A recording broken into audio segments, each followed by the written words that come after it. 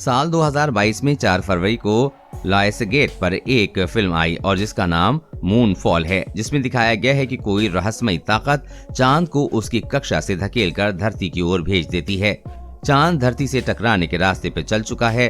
धरती से टकराने के बाद कुछ ही हफ्तों में तबाही की आशंका है। खैर, ये तो फिल्म की बात है जहां पर मुख्य किरदार धरती को बचाने में लगा है, लेकिन अगर सच में चांद धरती की तरफ आता है या फिर दूर जाता है तो इससे क्या होगा, आइए जानने की कोशिश करते हैं। हमारा चांद ठोस पथरीला है जिसके चारों तरफ एक बेहद पतली गैसों की परत है जिसे एक्सोस्फीयर कहते हैं। ये धरती के साथ करीब 450 करोड़ साल पहले ही बना था। तब से ये धरती की गुरुत्वाकर्षण वाली क्षेत्र में इसके चारों तरफ चक्कर लगा रहा है।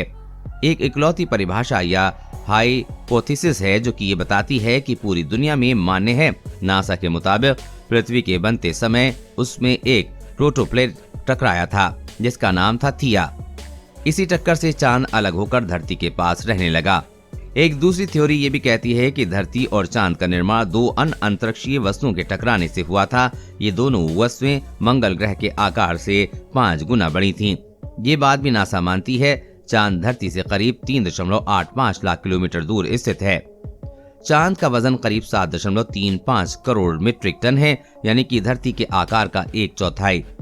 चांद की सतह देखने पर लगती है कि उसके चारों तरफ गड्ढे ही गड्ढे हैं जो कि एस्टेरॉइड और उल्का पिंडों से टकराने की वजह से बने हैं।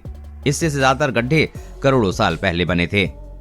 कैलिफोर्निया के पासाडेना स्थित नासा के जेट प्रोफेशनल लेबोरेटरी से centre for near earth object studies के मैनेजर पॉल चोर्स ने कहा है कि चांद पर गड्ढों के बनने के दौरान हजारों एस्टेरॉइड टकरा रहे थे।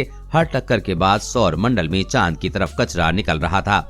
ये कचरा इतना ज्यादा था कि सौर मंडल में सूरज की रोशनी पूरी तरह से फैल नहीं पा रही थी, लेकिन धीरे धीरे ये सारा कचरा गायब हो गया। ये सब मंगल और बृहस्पति ग्रह के बीच की एक एस्टेरॉइड बेल्ट में चला गया। अब धरती और चांद पर एस्टेरॉइड और उल्कापिंडों की टक्कर कम होती है। पॉल ने कहा कि ये टक्कर इसलिए भी नहीं हो सकती क्योंकि धरती की गुरुत्वाकर्षण शक्ति काफी ज्यादा है। चांद के लिए हमारा ग्रह काफी बड़ा है। गुरुत्वाकर्षण शक्ति में हमेशा खिंचाव नहीं होता, कई बार इसमें धक्का देने की काबिलियत भी होती है। अगर सिर्फ खिंचाव ही होता तो चांद न जाने कब का टकरा जाता। नियर अर्थ ऑब्जेक्ट का खतरा धरती पर तब होता है जब 460 फीट व्यास का कोई एस्टेरॉइड धरती से टकराए, लेकिन चांद को हिलाने के लिए चांद के आकार का एस्टेरॉइड पहले उससे टकराएगा, तभी चांद अपनी जगह से हिल पाएगा। चांद को धकेलना या धरती की तरफ खींचना बेहद मुश्किल है। ये काम किसी एस्टेरॉइड की टक्कर से ही हो सकता है, वो भी इतने बड़े जो कि चांद को हिला सके। साथ ही टक्कर बेहद गति से होनी चाहिए। दूसरी बात यह है कि इतनी भयावह टक्कर से चांद के टुकड़े भी होंगे, तो जरूरी नहीं कि पूरा चांद धरती से टकराए। हो सकता है उसका कुछ हिस्सा ही धरती की तरफ आए। किस्मत की बात यह है कि निकट भविष्य यानी कि कुछ हजारों साल तक ऐसी कोई संभावना नहीं है।